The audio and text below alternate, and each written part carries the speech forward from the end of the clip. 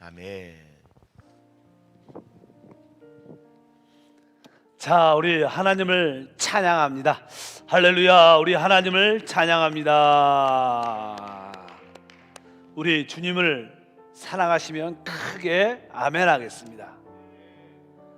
온난 예배 가운데 하나님께 영광을 돌리지만 우리 모두는 영 안에서 하나인 줄 믿습니다. 입술의 고백은 창조의 능력이 있습니다. 한번 우리 자신에게, 또 옆에 있는 분이 있다면 가족과 함께 믿음으로 한번 고백할 때, 오늘 나에게 기적이 일어났습니다. 오늘 나에게 기적이 일어났습니다. 2020년도 마지막이 지나고 있습니다.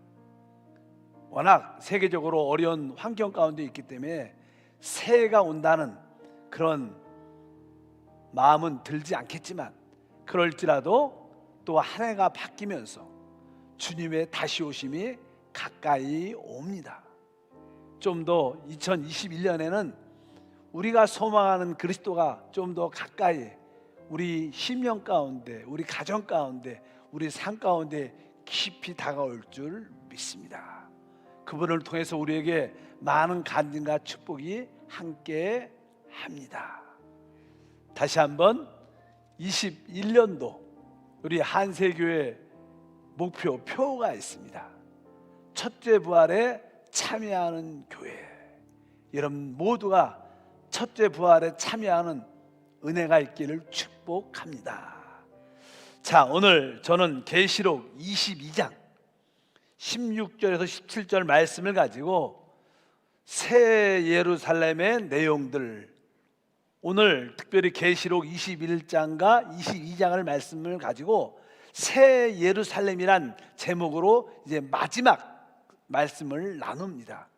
드디어 오랫동안 우리가 신약 성경 마태복음부터 계시록까지 아주 핵심적이고 중요한 내용만 골라서 수요 예배 때 말씀을 나눴습니다.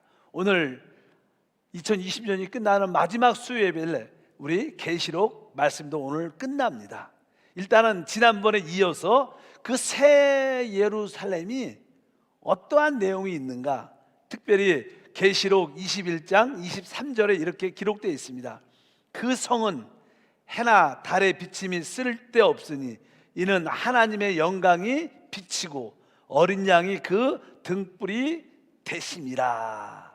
사실 오늘 말씀에 보게 되면 하나님은 빛이시고 바로 어린 양은 등불이십니다. 그러니까 이 등불 안에 빛이 이렇게 나타나죠. 이 의미는 무슨 뜻인가? 우리 하나님은 그리스도 안에 계십니다. 많은 사람들이 하나님을 보고 싶어 하지만, 만나고 싶어 하지만, 우리 하나님은 어디에 계시는가? 그리스도 안에 계십니다. 그리스도를 떠나서 하나님을 볼 수 있지 않습니다. 하나님은 빛이신데 그 빛조차도 바로 등불이신 어린 양 안에서 나타나는 줄 믿습니다. 특별히 구약 시대에 보게 되면 하나님의 그 성막의 이 마당은 낮에는 해로, 또 밤에는 달빛으로 비침이 있었습니다. 그리고 성수에 들어가면 거기는 등대, 바로 촛대로 그 어둠을 밝혔습니다. 그런데 지성소에는 바로 세상의 인위적인 그런 불이 있을 수가 없었습니다. 거기는 해도 달도 등대의 빛도 없었습니다. 거기는 캄캄한 것 같지만 사실 거기는 하나님이 계셨기 때문에, 빛이신 하나님 때문에 모든 것을 보게 되는 축복이 함께할 줄 믿습니다. 그런데 이 새 예루살렘에 해와 달빛이 필요 없다는 것은 바로 그 새 예루살렘 전체가 하나님의 지성소다. 그것을 우리가 알고 있어야 돼요. 새 예루살렘 성이 바로 하나님의 지성소로, 하나님의 우리의 빛이 된다는 것을 우리가 분명히 깨달아야 될 것을 확실히 압니다. 특별히 또 이제 그 새 예루살렘의 이 주변에 대한 설명이 기록되어 있는데 24절 읽어보니까 만국이 그 빛 가운데 다니고 땅의 왕들이 자기의 영광을 가지고 그리로 들어가리라. 우리가 지난 시간에 천년 왕국에 대한 말씀을 나눴습니다.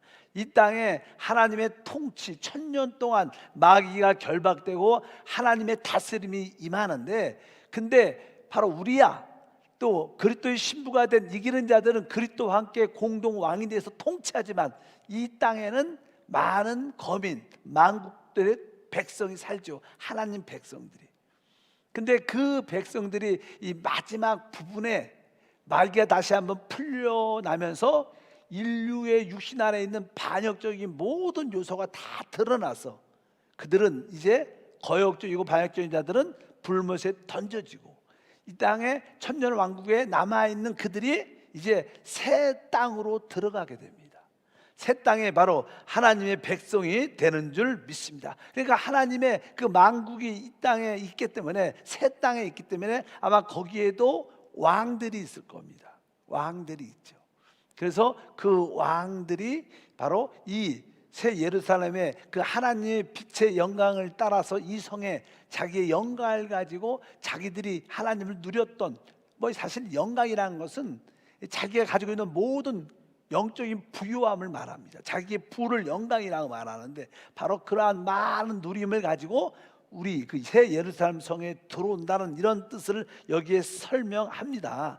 그래서 만국이 그 빛 가운데 다니고 땅의 왕들이 자기 영광을 가지고 그리로 들어올 것이다. 우리는 하나님의 통치하는 왕이지만 또 이 땅의 새 땅에 사는 많은 만국 중에 많은 그 왕들, 인도자들이 바로 이 왕에 들어와서 하나님께 영광 돌린다는 그런 뜻으로 우리가 이해하면 될 것이고, 25절도 한번 읽어보니까 낮에 성문들은 도무지 닫지 아니하니 거기에는 밤이 없음이라, 이렇게 말씀합니다. 그러니까 새 예루살렘 안에는 뭐가 없어요?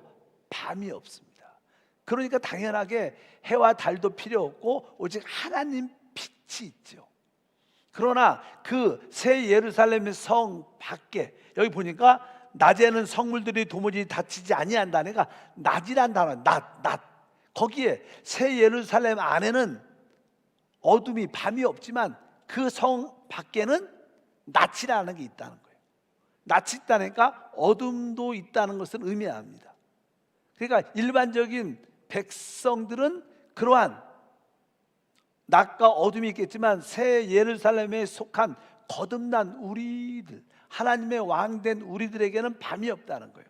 사실 밤이 왜 있을까? 여러분, 밤이 왜 있을까요? 사실 이제 사람 입장에서 밤은요, 우리가 육신을 가지고 있기 때문에 이 땅에서 아침부터 낮까지 계속 일하고 뭐 하는 것을 하다 보면 사람이 피곤하죠. 그래서 사람에게는 휴식이, 안식이 필요합니다. 그래서 하나님이 사랑하는 자에게 잠을 주셔요. 그래서 나는 잠을 자라고 우리에게 밤이라는 것이 있는데, 이제 우리는 어떻게 됐어요? 다 거듭나고 거듭난 몸, 부활한 몸을 가지고 있어요. 이 부활한 몸은 피곤하지 않죠. 더 이상 우리가 쉴 수도 없고 쉴 필요도 없고 피곤함도 없기 때문에 더 이상 그 새 예루살렘 안에 속하는 안에는 뭐가 없어요? 밤이 없습니다. 우리는 늘 생명으로 충만해서 마음껏 하나님을 섬기면서 최고의 누림을 갖게 되는 그런 시간이 될 것을 확실히 믿습니다. 계시록 21장 26절과 27절에 보니까 사람들이 만국의 영광과 존귀를 가지고 그리로 들어가겠고, 무엇이든지 속된 것이나 가증한 일 또는 거짓말한 자는 결코 그리로 들어가지 못하되 오직 어린 양의 생명책에 기록된 자들만 들어가리라. 어린 양의 생명책에 기록된다는 뜻은 무슨 뜻이냐? 그들이 거듭이 났다는 거예요. 우리가 지금 이 시대의 교회, 그리스도 신부된 모든 자들은 다 성령으로 거듭났습니다. 그리고 부활의 몸을 우리 모두가 가진 줄 믿습니다. 그런데 이 새 예루살렘에는 바로 하나님의 생명으로 거듭난 자만이 있을 수 있는, 부활한 자만이, 부활의 생명을 가진 자만이 있는 곳이라는 것을 의미합니다. 예를 들어서 여기에 속된 것이나 가증한 일 또는 거짓말하는 자는 결코 그리로 들어가지 못할 것이다. 속되다라는 뜻은 무슨 뜻인가? 속되다는 것은 다른 뜻이 아니라 바로 뭐 더럽혔다, 좋지 않다 이런 뜻도 있죠. 당연하게 뭐 더럽히고 아주 좋지 않은 이런 뜻도 있지만 또 천연적인 우리 육신적인 그런 모습, 그러니까 육신에 속한 모든 것들, 죄에 속한 모든 것들, 바로 더럽힌 모든 것들은 그 새 예루살렘에 들어올 수 없다는 겁니다. 마귀에게 속한, 세상에 속한 모든 것은 들어올 수 없는 곳이 바로 새 예루살렘인 줄 믿습니다. 속된 것, 특별히 인간의 천연적인 모습조차도 들어올 수 있지 않다. 거기에는 거듭나고 부활한 것만이 들어올 수 있어요. 믿으시면 아멘.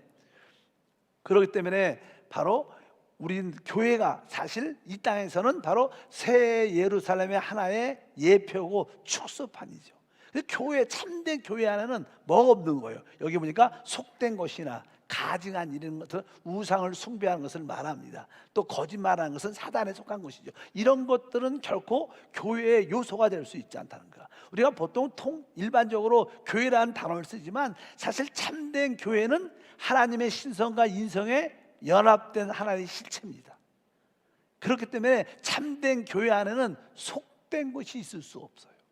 가증한 것이 있을 수 없습니다. 거짓말한 것이 있을 수 없습니다. 참된 교회 안에는 영 안에서만 이루어지는 거예요. 여러분들이 영 안에서 주님을 섬기기를 축복합니다. 우리 인간적이고 세상적이고 바로 또 육신적인 그런 천연적인 그런 요소가 교회 요소에 없어야겠다. 왜 많은 교회들이 분쟁과 시기와 질투와 다툼과 많은 문제가 있는가? 바로 속된 것이 거기에 들어왔기 때문에 그래요. 하나님, 죄에 속한 것, 육신에 속았고 나의 천연적인 그런 모습조차도 다 사라지게 도와주시고 오직 바로 거듭난 영 안에 있고 부활한 것만 있게 하옵소서. 우리 한세교회가 그런 모습으로 나타나야 될 줄 믿습니다. 육신에 속한 것, 또 사단에 속한 것들은 절대로 새 예루살렘의 분깃을 누릴 수 있지 않다, 이렇게 말씀을 드릴 수 있습니다. 그리고 나서 이제는 22장에 계시록 나오죠. 22장에는 이제는 하늘 보좌로부터 흐르는 생명수에 대한 말씀이 쭉 기록되어 있습니다. 우리 한번 1절을 먼저 읽어보니까 그가 또 수정같이 맑은 생명수강을 내게 보이니 하나님과 및 어린 양의 보좌로부터 나와서, 하나님과 어린 양 보좌로부터 그냥 생명수가 흐르는 그런 이야기가 기록돼요. 여기 보니까 하나님과 어린 양의 보좌, 이것은 두 분이 계신다는 게 아니라 아까 말씀드렸습니다. 이 등불에 빛이 나는 것처럼, 등불에 빛이 있는 것처럼 그리스도 안에 하나님이 계시는 거예요. 그래서 사실 하나님과 어린 양의 보좌는 사실 한 보좌를 의미하는 줄 믿습니다. 바로 하나님은 그리스도 안에 계시고 그리스도는 하나님 안에 계셔서 바로 그 보좌라는 것은 바로 하나님의 권위, 권세를, 다스림을 나타내죠. 이 하나님의 통치와 권위가 이제 하늘 보좌로부터 생명수로 흘러내보내는 그런 말씀이 쭉 기록되어 있습니다. 왜? 생명수의 강은 어디부터 시작됩니까? 바로 보좌로부터 시작됩니다. 여러분이 심령에 확실한 하나님 보좌가 있으면 거기서부터 무엇이 흘러요? 생명수가 우리 영 안에서 우리 마음을 통하여 우리 육신을 적시고 우리 적신 그것이 우리 가정에 흘러 모든 것이 살아난 역사가 함께할 줄 믿습니다. 우리 심령의 보좌가 확실히 세워져야 돼요. 보좌라는 것은 주님의 권위죠. 여러분 심령 보좌에 세워진 하나님의 권위에 순종하고 그 보좌의 모든 것에 기뻐할 때, 바로 보좌가 단단하게 세워질 때 거기서 생명수가 흐른다는 것을 분명히 알아야 됩니다. 여러분, 하나님의 보좌, 하나님의 권위와 함께 늘 교제가 있어야 돼요. 하나님과의 교제가 늘 영 안에 계신 보좌에 계신 주님과 함께 할 때 우리 안에 자연스러운 그 교통을 통해서 생명수가 우리 가운데 흘러 넘치는 줄 믿습니다. 실제로 베드로는 우리에게 이렇게 고백하죠. 너희는 왕 같은 제사장이다. 왕 같은 제사장이다. 그래서 우리는 신분이 두 개가 있죠. 하나는 뭐예요? 왕이요, 하나는 제사장입니다. 제사장은 우리가 하나님을 섬기는 것이고, 또 왕은 권위를 가지고 다른 사람들을 살리고 어둠의 권세를 다스리기 위해서 있는 줄 믿습니다. 그러니까 제사장은 하나님과 관계된 것이고 왕은 바로 어둠의 악한 자들과 사람들을 통치하게 한 우리에게 주신 하나님의 직분인 것을 여러분들이 아시길 바랍니다. 2절 말씀을 계속 읽어보니까 길 가운데로 흐르더라. 강 좌우에 생명나무가 있어 12가지를 맺되 달마다 그 열매를 맺고 그 나무 잎사귀는 만국을 치료하기 위하여 있더라. 그러니까 이 하늘 보좌에서 생명수가 흐르는데 길 가운데로 쭉 흐릅니다. 지난번에 우리가 그 성벽마다 동쪽, 우리가 동서남북 모든 이 네 부분에 문이 3개씩 있어서 어떤 문으로 들어와도 그 보좌를 향해서 나선형의 길이, 나선형 얼로 들어와도 이 나선형의 길이 쭉쭉 이렇게 올라가다 보니까 맨 꼭대기가 하나님의 보좌입니다. 그러니까 어떤 동서남북 어디에서 와서도 누가 올지라도 그 문만 통과하면 우리는 다 보좌의 흐름에 접할 수 있고 흐름 안에 있을 수 있고 결국 보좌로 연결되는 그런 축복이 있다는 것을 분명히 아시길 바랍니다. 그래서 여러분들이 이제 구원받고 우리는 여기에 그 길로 가야 됩니다. 아까 말씀드린 길 가운데 흐른다. 길 가운데 우리는 그 한 길밖에 없습니다. 한 보좌, 한 길, 한 흐름. 거기는 모든 것이 하나로 되어 있어요. 그래서 여러분들이 정도, 올바른 길, 그 길로 들어가서 문으로 들어가 그 길을 걷게 되면 거기서 뭐가 있어요? 그 길로 생명수가 흐른다는 거예요. 우리 안에 성령의 임재와 기름 부음이 있다는 거예요. 생명수를 느낄 때마다 우리는 하나님의 임재와 기름 부음을 느낄 수밖에 없는 거예요. 그러니까 여러분들이 마음 깊은 곳에 성령의 감화 감동, 생명의 흐름, 이런 것을 바로 우리가 지금 생명수의 그 흐를 체험하고 있다는 거예요. 근데 그 생명수의 체험은 어느 때 여러분들이 그 정금인 그 길을 걸어갈 때 나오는 거예요. 여러분 마음 안에 그리스도가 계십니다. 그리스도를 나의 길로 삼고 그분을 따라 살면 자연스럽게 우리에게 생명이 공급된다는 거예요. 이런 뜻을 여기에 우리에게 설명하는 줄 믿습니다. 여러분에게 내적인 흐름 따라갈까요? 내적인 흐름. 그러니까 내적인 성령의 기름 부음, 내적인 성령의 감화 감동이 우리 마음 깊은 곳에 영 안에 있으면 여러분들은 바로 주님의 길을 지금 걷고 있는 거예요. 우리가 종종 주님을 위해서 봉사할 때 또 어떤 일을 행할 때 안에 그냥 어떤 메마름, 흐름이 없습니다. 그냥 답답하고 뭐 느낌도 없고 감동도 없어요. 그것은 뭐예요? 주님의 인도가 없다는 거예요. 어떤 찬양을 고를 때 그 찬양을 부를 때 어떤 감동이 없어요. 느낌이 없어요. 이것은 뭐예요? 내가 고른 거예요. 그러나 내 안에 있는 성령께서 우리에게 그 인도하심을 주신다면, 여러분들이 그 정금의 길을 걸어가고 그분께 인도를 받는다면 당연하게 흐름이라는 게, 생명수의 흐름, 성령의 감화 감동, 성령의 기름 부음이 우리 안에 당연하게 있게 된다. 그래서 많은 사람들이 목사님 내가 하나님의 인도를 받고 있는지 어떻게 알 수 있을까요? 그 참된 하나님의 인도를 받는다는 것은 바로 여러분에게 생명수의 흐름, 성령의 감화 감동 기쁨, 성령의 기름 부음이 있다는 거예요. 그러한 감동이 없다면 우리는 바로 주님의 인도가 아니라 내 뜻대로 가는 겁니다. 이것을 여러분들이 구분할 필요가 있는 줄 믿습니다. 여러분들이 올바른 믿음의 길을 간다면 거기엔 자연스러운 생명의 흐름이 영적으로 우리 가운데 함께할 줄 믿습니다. 근데 그 흐름은 어디에서? 하나님 보좌부터 흘러나오기 때문에 여러분들이 심령의 보좌에 계신 그리스도께 어떻게 여러분들이 순종적이어야 돼요. 기쁨으로 성령의 기름, 하나님의 느낌에 대해서 우리가 순종적이고 기쁨으로 따라갈 때 생명의 흐름이 있다는 거예요.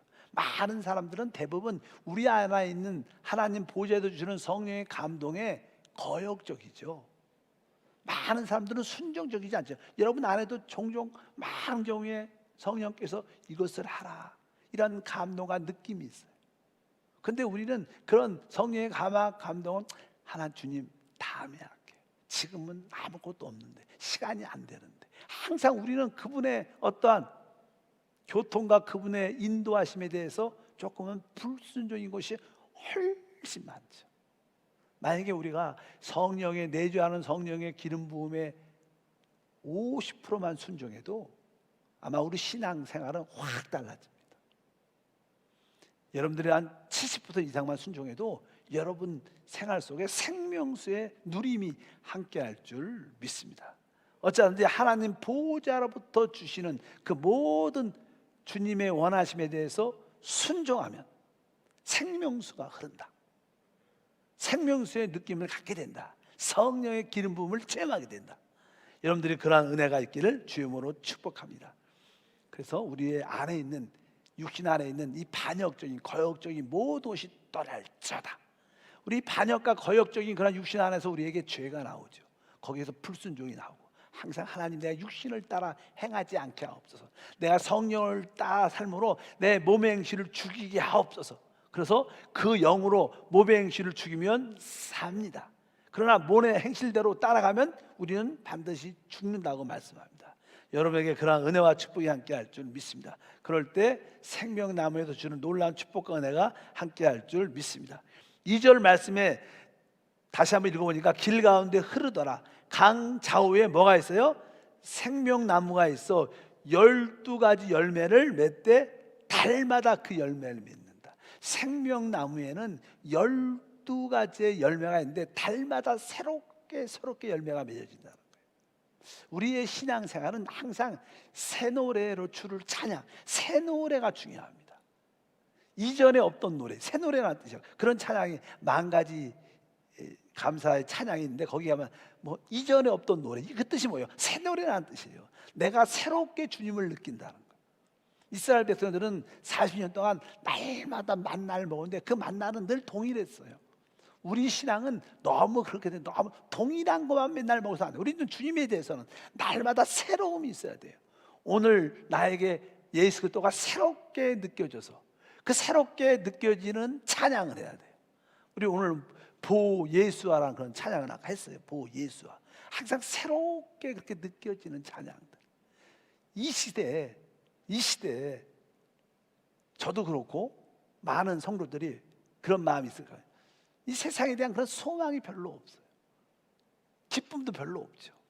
뭐 가지 말라, 나가지 말라, 뭐 하지 말라. 우리 특별히 우리의 최고의 축복은 예배인데 우리는 같이 모여서 같이 찬양하고 춤추면서 주님을 기뻐하고 그분의 말씀을 선포하면서 그 말씀으로 행복을 누리는 사람들인데 뭐 모이지 말라 막 가급적으로 막 이렇게 하다 보니까 많은 어떠한 억울함도 있고 답답함도 즐거움이 상실되죠. 그럴 때 우리의 가장 최고의 즐거움이 무엇일까? 그것은 사실 주님의 다시 오심을 기뻐하는 거예요. 근데 보 예수와는 그런 노래죠. 성령과 신부가 말씀한다. 주여 오시옵소서, 이런 뜻입니다. 주님이 오시기를 성령과 신부가 간절히 바라는 겁니다. 사실 하나님의 역사는 이 중동의 중심으로 이루어지는데 그 이스라엘 젊은 청년들과 또 팔레스타인 젊은 청년들, 중동의 청년들이 살기가 안 좋죠. 근데 그런 청년들이 아까 이렇게 설명을 했죠. 바로 어떻게 우리가 하나가 될 수 있는가? 그리스도 안에서 그리스도의 다시 오심을 사모할 때 우리는 진짜 하나가 되고 우리의 모든 슬픔과 아픔들을 다 기쁨으로 즐거움으로 승화시킬 수 있어요. 주님의 다시 오심에 대해서. 계시록이 오늘 본문 말씀에도 그렇게 있었습니다. 성령과 신부가 오라 하신다고 말씀하는 그런 놀라운 은혜의 축복인데 항상 새로움이 있어야 돼요. 그리스도에 대한 새 열매를 먹기를 축복합니다. 여러분 입술에도 달마다 새로운 노래, 찬양이 있기를 축복합니다. 이렇게 말씀을 쭉 합니다. 그래서 우리 주님은 풍성하기 때문에. 근데 여기 뒤에 보면 끝에 어떤 말씀이냐면 달마다 그 열매를 맺고 그 뒤에 보니까 그 나무 잎사귀들은 어떻게 됐어요? 만국을 치료하기 위하여 있더라. 만국을 치료하기 위해 그 생명나무의 잎사귀를 가지고 뭘 만국을 치료하기 있다는. 아까 말씀드렸습니다. 이 새 예루살렘은 바로 하나님의 아들들, 거듭나고 부활의 몸을 갖고 이긴 자들이 갖는 최고의 누림의 장소입니다. 그러나 그 주변에는 많은 만국들이 새 땅에 살게 되죠. 새 땅에. 그러나 그들은 거듭나지 않았죠. 거듭난 자는 새 예루살렘으로 들어가요. 그래서 그리스도의 신부가 되는 거예요. 믿으시면 아멘. 그러나 그 만국, 성 주변에 있는 각 많은 만국도 열국들은 거듭나지 않았습니다. 그러나 그들에게는 이제 마귀도 이미 빠져나갔고 거역도 빠져나갔기 때문에 하나님이 처음 에덴 동산을 창설하시고 아담과 하와를 만드셨어요. 타락하기 전에 그 모습으로 회복되는 거예요. 그래서 그들은 천년 왕국에 있었던 그런 축복들을 누리게 되죠. 그래서 그때의 상황을 설명할 때, 천년 왕국의 상황을 설명할 때 대부분 사람들이 천년을 사는 겁니다. 기본 인류들, 거듭난 사람들이 아닐지라도 천년, 모든 저주가 끝나니까. 근데 그래서 성경에 보면 100세에 죽는 아이는 어린아이라 이런 말씀. 혹시 그때도 이제 그들에게는 영원한 삶은 있겠지만 그들에게도 어떠한 사고나 어떤 문제로 인하여 아이가 죽을 수도 있죠. 근데 100세에 죽는 아이가 어린아이다.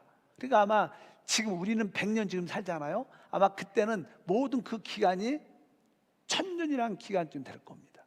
그러나 이제는 막 늙고 그런 모습은 많이 없죠. 왜? 죄와 사망, 마귀가 없으니까. 그러나 어떤 죽을 수 있는 그런 요소가 있을 때 그때 그들이 어떻게 살아나느냐? 그럴 때 바로 그들은 영생이 아니라 오늘 생명나무에 나오는 무화과 나무 잎을 통해서 그들이 그것을 먹는다는 뜻은 아니야. 바로 그 뜻은 어떤 생명나무 잎사귀를 먹어서 산다는 뜻도 있겠지만 어쩌든지 그리스도를 본받음으로 그리스도를 은하여 그들이 치유받는 역사가 함께할 줄 믿습니다. 그때 우리가 그때 가보면 정확하게 알 겁니다. 사람들이 1000년 동안 아주 행복한 누림을 갖게 되는데 혹시 어떠한 문제로 인하여 죽게 되는 경우도 있다면 만약에 바로 그 나무 잎사귀를 통해서 그들이 다시 치유받고 회복되는. 그러나 우리는 이미 부활의 몸을 갖고 있으니까 좀 죽지 않죠. 우리 신부된 우리들은 최고의 누림을 갖게 될 줄 믿습니다. 그래서 이 시대에 주 예수를 믿고 그리스도의 신부가 된 자들은 진짜 복이 있는 거예요. 진짜 복이 있는 거예요.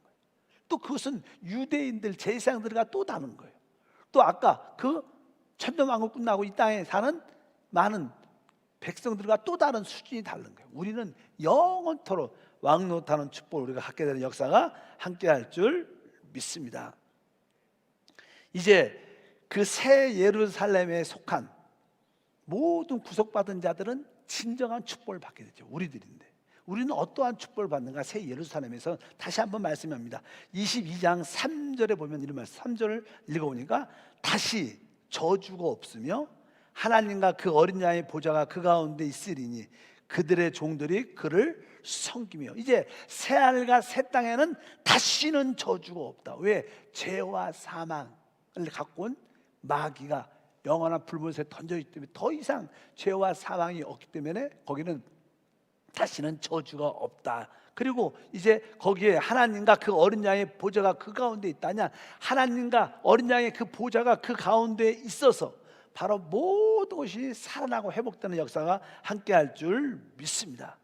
바로 저주가 없다는 것은 보좌가 있다는 것이고, 만약에 저주가 있다는 것은 거기에 뭐가 없는 거예요? 보좌가 없는 거예요. 여기 그런 뜻이에요. 보니까 다시는 저주가 없으며, 그다음 뭐라 했어요? 하나님과 어린 양 보좌가 그 가운데 있다 그러는 거예요. 중요한 말이에요. 왜 내 삶 속에 이 저주가, 어려움이 이렇게 많은가?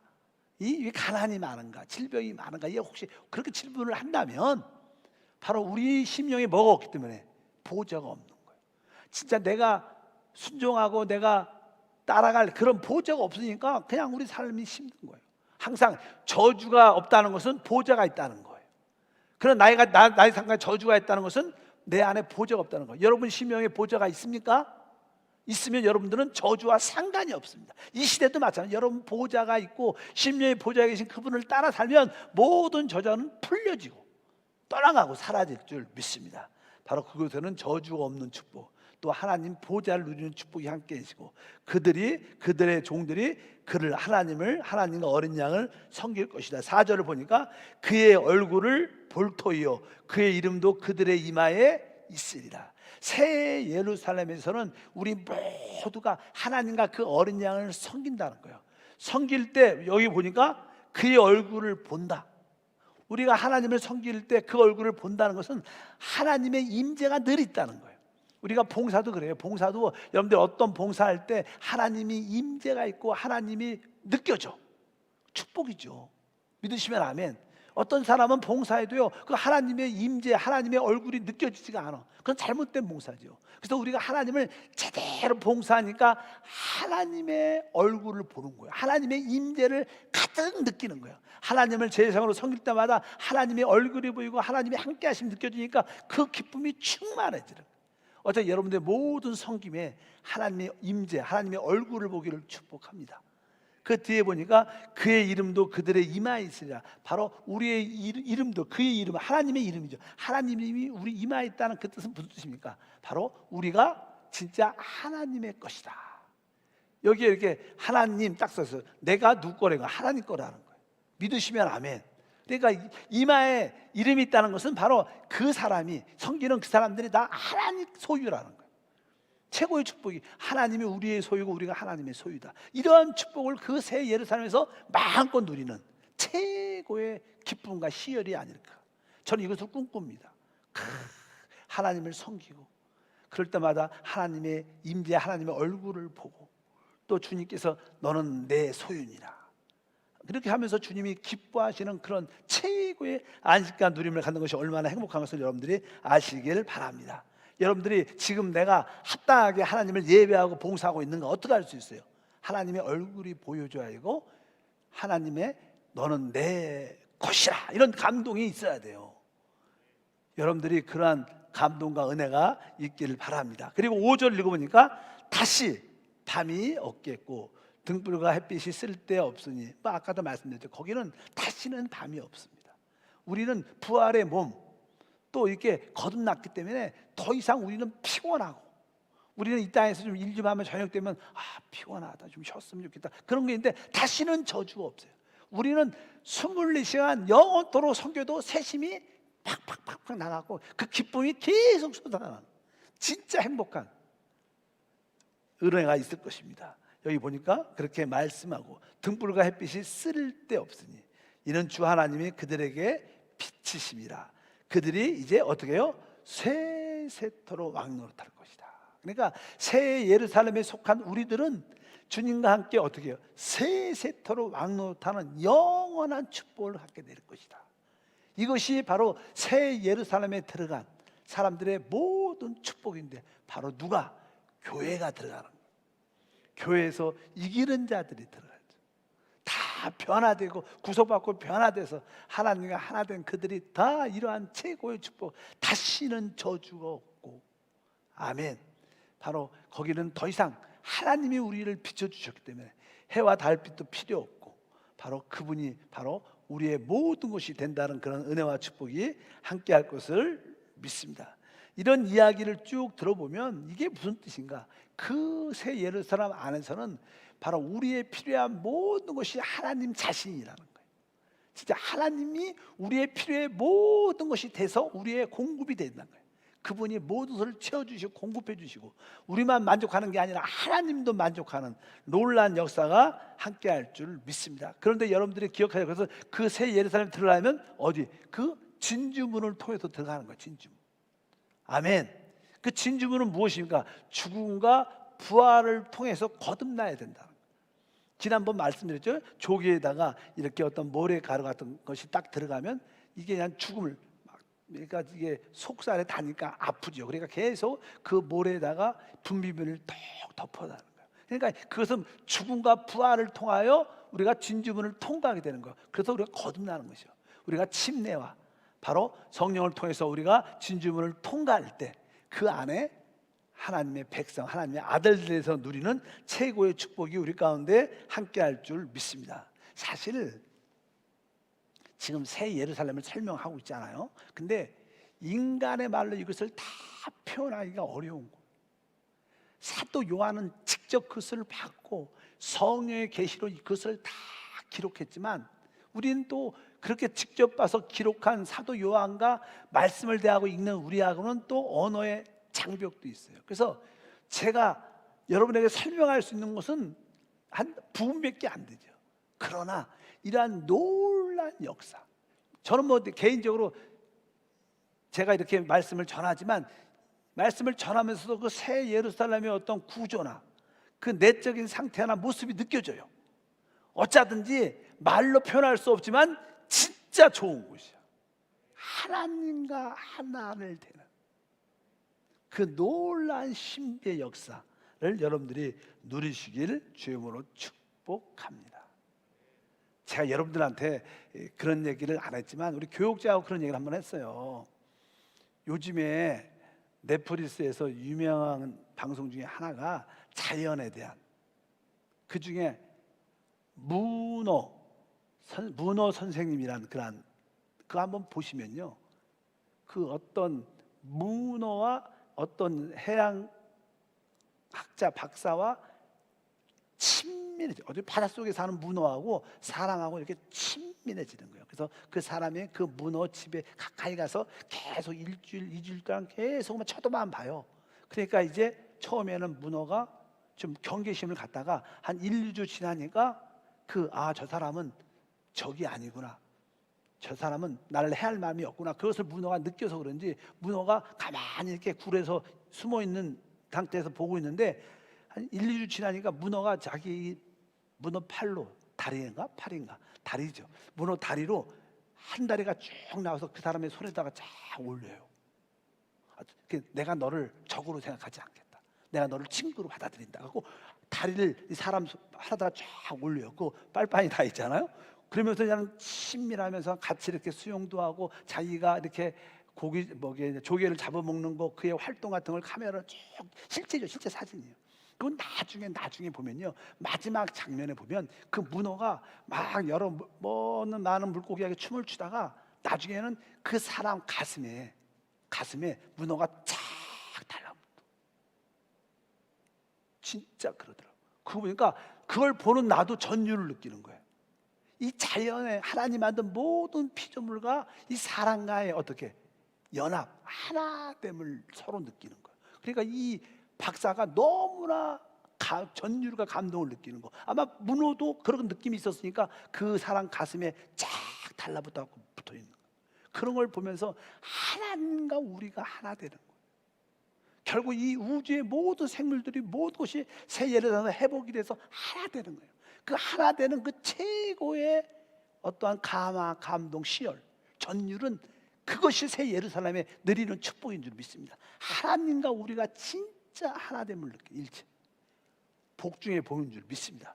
어쩌든지 새 예루살렘은 말로 표현할 수 없지만 좋은 곳이다, 이렇게 아시기를 바랍니다. 계시록 22장 7절에 보니까 보라, 내가 속히 오리니 이 두 마리 예언의 말씀을 지킨 자는 복이 있을 것이다. 그래서 하나님 주신 예언의 말씀을 우리가 듣고 또 믿고 지키는 우리 모두가 돼야 될 줄 믿습니다.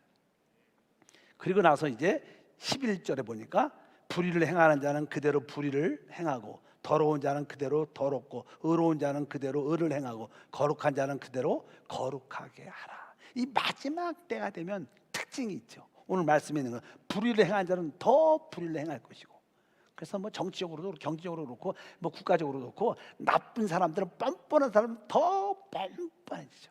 더 악해진 사람 악해지고, 그러나 거룩한 자는 더 거룩하고 분별되는 자는 더 분별되는 그런 역사가 마지막 때는 짝짝, 왜? 곧 하나님의 심판이 오니까 짝짝 자기의 상태대로 짝짝 표시가 나는 거예요. 그래서 불의한 자는 더 불의해지고, 더러운 자는 더 더러워지고, 의로운 자는 더 의로워지고, 거룩한 자는 더 거룩하게 되는 역사가 이 마지막 시대, 이런 코로나로 인하여 교회 예배들이 저지되고 또 이렇게 방해되니까 진짜 믿음이 있는 사람만이 주님을 사모하게 되고, 믿음이 있는 사람만이 주 앞에 나오게 되는 그런 모습도 하나의 분별의 마지막 시대의 모습이 아닌가 생각을 합니다. 특별히 15절 읽으니까 개들과 점술가들과 음행하는 자들과 살인자들과 우상 숭배자들과 및 거짓말을 좋아하며 지어낸 자들은 다 성 밖에 있으리라. 여기서 성 밖이라는 것은 불못을 의미하죠. 이제 그 예루살렘에 참여하지 못하는 모든 자들은 다 불못에 던져질 것이다 말씀합니다. 그리고 16절 오늘 본 말씀 읽어보니까 나 예수는 교회를 위하여 내 사자를 보내어 이것들을 너에게 증언하게 하였노라. 나는 다윗의 뿌리요 자손이니. 그러니까 우리 주 예수님은 어떤 분이십니까? 어떻게 보면 다윗의 뿌리, 그러니까 근원이라는 거예요. 그리고 한편적으로 다윗으로 씨를 통해서 태어났으니까 다윗의 씨, 후손이라는 거예요. 그러니까 그분은 신성면에서는 다윗의 뿌리고 사람으로 볼 때는 그분은 다윗의 자손이 된다. 우리 예수님은 원래 두 가지 인격이 있죠. 하나님이라는 인격과 사람의 인격을 다 갖고 계시다는 거예요. 그래서 주님은 나는 다윗의 뿌리일 뿐만 아니라 또 다윗의 후손이다. 신성 쪽에서는 내가 뿌리지만 인성 쪽에서는 내가 자손이다 이렇게 말씀하고 곧 광명한 새벽별이라 하시다. 광명한 새벽별, 이런 새벽에 뜨는 별이죠. 여러분들이 일찍 깨어있지 않으면 이 별을 못 봐요. 늦게 일어나면 이 별을 못 봅니다. 그러니까 이 마지막 때 주님의 다시 오시를 보려면 깨어있어야 돼요. 일찍 일어나요. 새벽을 깨우는 성도가 되기를 축복합니다.